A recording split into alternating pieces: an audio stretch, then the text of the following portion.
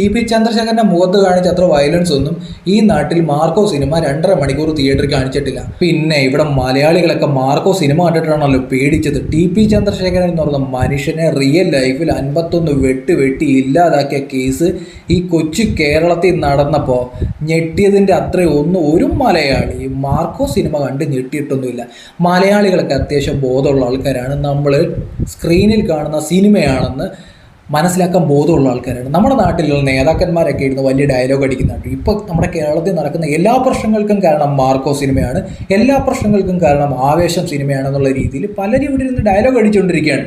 അത്യാവശ്യം ഇതൊക്കെ കൊണ്ടുവന്ന് കഴിവില്ലായ്മ, നമ്മുടെ നാട്ടിലുള്ള ഭരണത്തിൻ്റെ കഴിവില്ലായ്മ അല്ലെങ്കിൽ ഡിപ്പാർട്ട്മെൻറ്റുകളുടെ കഴിവില്ലായ്മ സിനിമയുടെ തോളത്തോണ്ട് വെച്ചുകൊണ്ടിരിക്കുകയാണ്.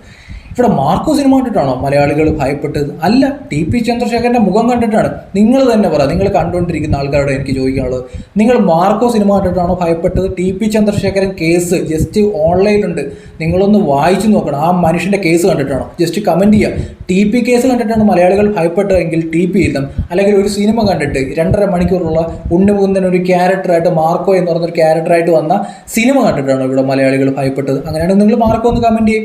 ഇനി കുറച്ച് കാര്യത്തിലേക്ക് നമ്മുടെ നാട്ടിൽ നമ്മുടെ നേതാക്കന്മാരൊക്കെ ഇപ്പോൾ പറയുന്നത് എന്താ വെച്ചാൽ, മുഖ്യമന്ത്രി കഴിഞ്ഞ ദിവസം പറയുന്നത് കേട്ടു, നിയമസഭയിൽ പറയാണ്, എടാ മോനെ എന്നുള്ള രീതിയിലൊക്കെ കുട്ടികൾ വിളിച്ചുകൊണ്ട് കിടക്കുക, ഗ്യാങ്ങിൻ്റെ കൂടെ ഒക്കെ പോയി ചേർന്നു എന്നുള്ള രീതിയിലൊക്കെയാണ് പറയുന്നത്. ഇതുപോലുള്ള സിനിമകളൊക്കെ നമ്മുടെ നാട്ടിൽ കുട്ടികളെ നേരിട്ട് ബാധിക്കുന്നു, അവരെ ഇൻഫ്ലുവൻസ് ചെയ്യുന്നു എന്നൊക്കെയാണ് പറയുന്നത്. സിനിമ കുട്ടികളിൽ ഇൻഫ്ലുവൻസ് ഉണ്ടാക്കും എന്നുള്ളത് ശരിയാണ്. പക്ഷേ ഇതിൻ്റെ പ്രശ്നം ഇതൊന്നും അല്ലല്ലോ. നമ്മൾ സിനിമയുടെ തോളത്ത് കൊണ്ട് ഇതെല്ലാം വെച്ച് ചാരി രക്ഷപ്പെടുന്നതിന് മുമ്പ് നമ്മുടെ നാട്ടിൽ എവിടുന്ന ഈ ലഹരി വരുന്നത്?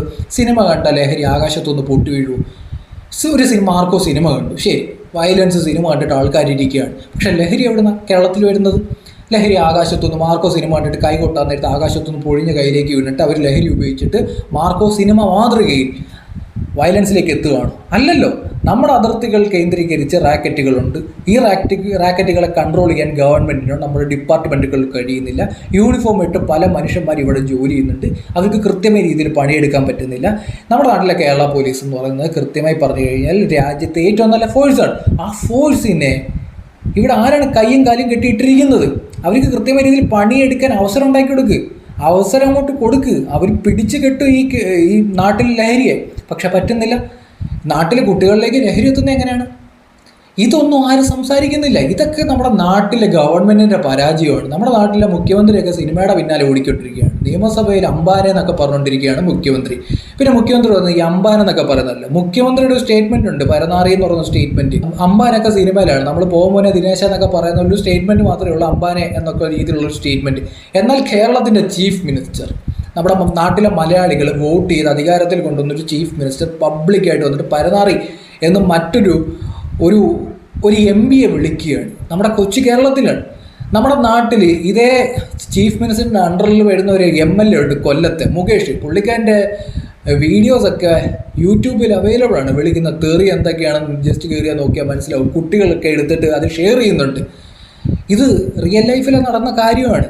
ഇതൊന്നും നമ്മുടെ നാട്ടിൽ ചർച്ചയാക്കത്തില്ല. എല്ലാവരും മാർക്കോ സിനിമയാണ് നാട്ടിലെ എല്ലാ പ്രശ്നങ്ങൾക്ക് കാരണം. സിനിമ സ്ക്രീനിൽ കണ്ടിട്ട് നമ്മൾ പുറത്തേക്ക് ഇറങ്ങി ഒന്ന് കൈ കൊട്ടിയപ്പോൾ കയ്യിലോട്ട് വന്ന് വീണയല്ലേ നാട്ടിലെ ലഹരി എന്ന് പറയുന്നത്. ഇത് ഇവരുടെയൊക്കെ കഴിവില്ലായ്മയാണ്. ഈ കഴിവില്ലായ്മയാണ് ഇതുപോലെ ഈ സിനിമയുടെ തോളത്ത് വെച്ച് കൊടുക്കുന്നത്.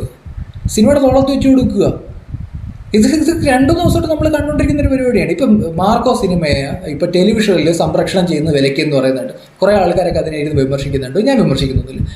എങ്ങനെ ഈ സർട്ടിഫിക്കറ്റ് പടമാണ് മാർക്കോ. അത് തിയേറ്ററിൽ അങ്ങനെ പോയി കാണുന്നത്, ഒരു 18+ ഉള്ള ആൾക്കാർ പോയി കാണേണ്ട സിനിമയാണ്. അത് TV സ്ക്രീനിൽ കൊടുക്കുന്നത് കൊണ്ട് അർത്ഥമില്ല. പിന്നെ നമ്മൾ ഒത്തിരി അങ്ങ് പിടിച്ചു വെച്ചിട്ട് കാര്യമൊന്നുമില്ല. ഇത് പഴയ നൂറ്റാണ്ടൊന്നുമല്ല. പണ്ട് ദൂരദർശനിൽ 3 മണിക്ക് പോയി നമ്മൾ സിനിമ കണ്ടുകൊണ്ടിരുന്ന കാലമൊന്നുമല്ല. ഇപ്പം മാറി. എല്ലാവരുടെയൊക്കെ ആൻഡ്രോയിഡ് ഫോണുണ്ട്. ഇന്ന് സിനിമ ലോകത്തിറങ്ങുന്ന ഏത് സിനിമയും കാണാനുള്ള അവസരങ്ങൾ നമ്മുടെ ഫോണിലുണ്ട്. അങ്ങനെയുള്ള അവസരങ്ങളുള്ളപ്പോൾ നമുക്ക് ഈ സിനിമകളൊക്കെ കാണാൻ പറ്റും. ഞാനിപ്പോഴും പറയാം, 90% നാളത്തെ ഫ്യൂച്ചറിനെ പറ്റി ആലോചിക്കുന്ന, കഷ്ടപ്പെടുന്ന, ജോലി ചെയ്തുകൊണ്ടിരിക്കുന്ന, ഹാർഡ് വർക്ക് ചെയ്തുകൊണ്ടിരിക്കുന്ന ഒരു മനുഷ്യനെയും മാർക്കോ സിനിമയെ, ആവേശം സിനിമയെ കണ്ടിട്ട് സ്വാധീനിക്കാൻ പോകുന്നില്ല. ഒരു 10% കണ്ടതെല്ലാം വലിച്ചു കയറ്റിക്കൊണ്ടിരിക്കുന്ന, അതായത് നമ്മുടെ ഗവൺമെൻറ്റിൻ്റെ കഴിവുകേട് കൊണ്ട് നമ്മുടെ നാട്ടിലേക്ക് എത്തിക്കുന്ന ലഹരി വലിച്ചു കയറ്റിക്കൊണ്ടിരിക്കുന്ന ആൾക്കാർ സിനിമ കാണാൻ നേരത്ത് പ്രശ്നം ഉണ്ടാക്കും. അവർ അപ്പോൾ റോഡിൽ ഇറങ്ങിയിട്ട് ഇതുപോലെ മാർക്കോ കളിക്കാനും അമ്പം കളിക്കാനും ഒക്കെ തോന്നും. ഇതാണ് വയലൻസ് എന്ന് ഞാൻ പറഞ്ഞുതരാം. നമ്മുടെ നാട്ടിൽ ഒരു കേസുണ്ട്, TP ചന്ദ്രശേഖരൻ കേസ്. TP എന്ന് പറയുന്ന മനുഷ്യനെ അറിയാത്ത മലയാളികളൊന്നുമില്ല. നമ്മുടെ നാട്ടിൽ ശാന്തസുന്ദരമായ ഒരു നാടായിരുന്നു കേരളം എന്ന് പറയുന്നത്. ഇവിടെ രാഷ്ട്രീയപരമായി ആരെയും ഉപദ്രവിച്ചിട്ടില്ല. കാണുമ്പോൾ അങ്ങോട്ടും ഇങ്ങോട്ടും കെട്ടിപ്പിടിച്ച് ഉമ്മ കൊടുത്തുകൊണ്ടിരുന്ന ഒരു സംസ്ഥാനമാണ് കേരളം. പിന്നെ മാർക്കോ സിനിമ ഇറങ്ങുന്നതിന് മുമ്പ് എത്ര രാഷ്ട്രീയ കൊലപാതകങ്ങളാണ് ഈ കേരളത്തിൽ നടന്നിട്ടുള്ളത്. അതിലൊരു ഭീകരമായ രീതിയിലൊരു കൊലപാതകവും അതെങ്ങനെ നടന്നു എന്നുള്ള രീതിയിലും നമ്മുടെ മീഡിയ റിപ്പോർട്ട് ചെയ്യുന്നുണ്ട്. ആ വാർത്ത ഞാനിവിടെ വായിച്ച് കേൾപ്പിച്ചു തരാം. എന്നിട്ട് നിങ്ങൾ പറ, മാർക്കോ സിനിമയാണോ TP കേസാണോ വയലൻസ്? റിയൽ ലൈഫ് നമ്മൾ മാർക്കോ സിനിമയ്ക്കകത്ത് കാണുന്ന ക്യാരക്ടർ എല്ലാം അവർ യൂസ് ചെയ്തിരിക്കുന്നത് എന്താണ്? മെറ്റീരിയലാണ്, കളർ മെറ്റീരിയലാണ്. ഇടിക്കുമ്പോൾ വായിന്ന് പോകുന്നത് കളർ മെറ്റീരിയലാണ്. എന്നാൽ റിയൽ ലൈഫിൽ ഒഴുകിപ്പോയിരിക്കുന്നത് ഒരു മനുഷ്യൻ്റെ രക്തമാണ്. എന്തിൻ്റെ പേരിൽ? രാഷ്ട്രീയത്തിൻ്റെ പേരിൽ. നമ്മുടെ നാടങ്ങ് നന്നാക്കിത്തരാം എന്നൊക്കെ പറഞ്ഞ് പ്രവർത്തിക്കുന്ന, ഞാനീ പറയുമ്പോൾ ഏതെങ്കിലും ഒരു പാർട്ടിയെ മാത്രമാണെന്ന് വിചാരിക്കരുത്. ഈ നാട്ടിൽ പ്രവർത്തിക്കുന്ന എല്ലാ പാർട്ടികളും, ഒരു മെയിനായിട്ട് പ്രവർത്തിക്കുന്ന എല്ലാ പാർട്ടികളും ചെയ്തിട്ടുള്ള ക്രൂരതയാണ് ഇതുപോലുള്ള മറ്റൊരു മനുഷ്യൻ്റെ ജീവൻ എടുത്തിട്ട് ഇവിടെ അങ്ങ് പൂങ്കാവനം ഉണ്ടാക്കി തരാമെന്നാണ് പറയുന്നത്. എന്ത് പൂങ്കാവനോ? ഇവർ ചെയ്തിട്ടുള്ള വയലൻസ് ഒന്നും ഒരു സിനിമയും കാണിച്ചിട്ടില്ല. ഞാൻ അത് കൃത്യമായ രീതിയിൽ ഒരു വാർത്ത ഞാനിവിടെ വായിച്ച് കേൾപ്പിച്ചത്. ഫെബ്രുവരി 28, 2024 TP കേസുമായി ബന്ധപ്പെട്ടൊരു അപ്ഡേറ്റ് വന്നിട്ടുണ്ട്. TP കേസിൽ പ്രോസിക്യൂഷൻ വാദം, പ്രതികൾക്ക് വൈരാഗ്യമില്ല, കൊല മറ്റാർക്കു വേണ്ടി എന്നുള്ള രീതിയിലാണ് വാർത്ത വന്നിരിക്കുന്നത്. മനോരമയിൽ വന്നൊരു വാർത്തയാണ്. കൊച്ചി TP ചന്ദ്രശേഖർ വധക്കേസിൽ പ്രതികളുടെ ശിക്ഷ വർദ്ധിപ്പിക്കുന്നത് സംബന്ധിച്ച് 3 മണിക്കൂറിലേറെയാണ് ഹൈക്കോടതിയിൽ വാദപ്രതിവാദം നടന്നത്. 4 വർഷത്തോളം നീണ്ട ഗൂഢാലോചനയ്ക്കും ആസൂത്രണത്തിനും ശേഷമാണ് TP ചന്ദ്രശേഖരനെ ക്രൂരമായി കൊലപ്പെടുത്തിയതെന്നും പ്രതികൾക്ക് പരമാവധി ശിക്ഷ നൽകണമെന്നും പ്രോസിക്യൂഷനും TPയുടെ ഭാര്യ KK രമയുടെ അഭിഭാഷകനും വാദിച്ചു. 4 വർഷം ഒരു മനുഷ്യന് പിന്നാലെ നടത്തിയിട്ട് ഇവർക്കൊരു പരിചയമില്ല. ഈ മനുഷ്യനെ ഇവരെ ഇതുവരെ കണ്ടിട്ടില്ല. പക്ഷേ ഇവരുടെ ആദർശത്തിൻ്റെ പേരിൽ, രാഷ്ട്രീയത്തിൻ്റെ പേരിൽ ഒരു മനുഷ്യന് 4 വർഷം പിന്നാലെ നടന്ന് ഇല്ലാതാക്കിയ കേസിനെ പറ്റിയാണ് നമ്മൾ പറയുന്നത്. മാർക്കോ സിനിമയെ പറ്റിയല്ല. ഉണ്ണിമുന്തൻ വേറെ സിനിമ അഭിനയിക്കാൻ പോയി, അല്ലെങ്കിൽ ഫഹദ് ഫാസിൽ ആവേശം കണ്ടിട്ട് വേറെ സിനിമ അഭിനയിക്കാൻ പോയി. ഇവരാരും റിയൽ ലൈഫ് ഒരു മനുഷ്യനെയും നുള്ളാനോ നോവിക്കാനോ പോയിട്ടില്ല.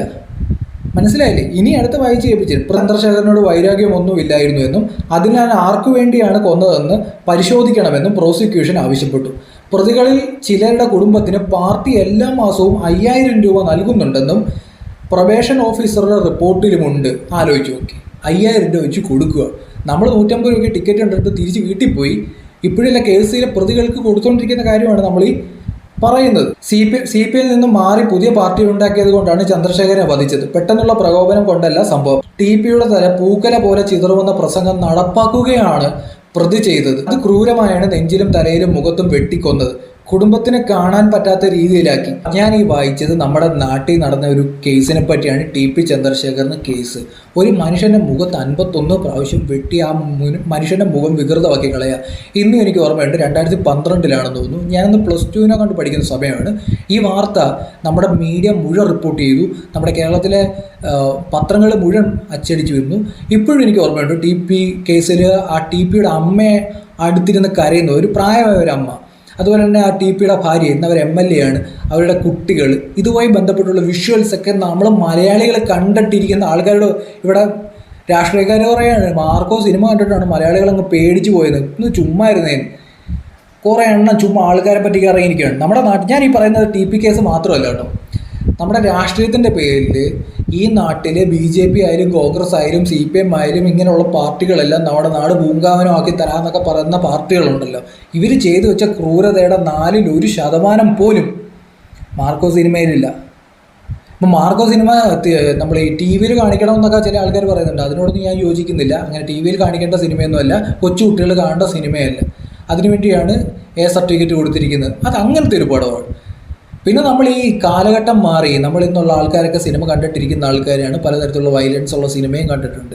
ഇവിടുത്തെ പ്രശ്നം, നമ്മുടെ നാട്ടിൽ ലഹരി വരുന്നുണ്ട്. ഈ ലഹരി എങ്ങനെ എത്തുന്നു? നമ്മുടെ നാട്ടിൽ കുട്ടികൾ വഴിതെറ്റി പോകുമ്പോൾ എന്തുകൊണ്ട് പേരൻസ് ശ്രദ്ധിക്കുന്നില്ല, അല്ലെങ്കിൽ അധ്യാപകർ ശ്രദ്ധിക്കുന്നില്ല? നമ്മുടെ നാട്ടിൻ്റെ ഒരു പ്രധാനപ്പെട്ട പ്രശ്നം ഒന്നുകൂടി ഞാൻ പറയാം. കുട്ടികളും മാറി, ലഹരിയുടെ ഉപയോഗവും മാറി, ലഹരിയുടെ പാറ്റേണും മാറി.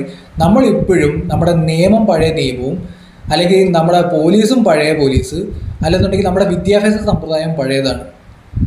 ലഹരി ബുള്ളറ്റ് ട്രെയിനിൽ പോയിക്കൊണ്ടിരിക്കുകയാണ്. നമ്മളിപ്പോഴും ഇവിടെ ലോക്കൽ ട്രെയിൻ ഓടിക്കൊണ്ടിരിക്കുകയാണ് നമ്മുടെ നിയമം. ഇതാണ് നമ്മുടെ നാട്ടിലെ പ്രശ്നം.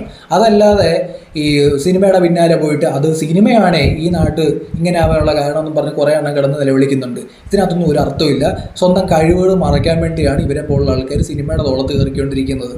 കഴിവുകൾ മറയ്ക്കാൻ വേണ്ടിയാണ്. ചുമ്മാ ഒരു കാര്യമില്ലാത്ത കുറേ കഴിവുകൾ മറയ്ക്കാൻ വേണ്ടി.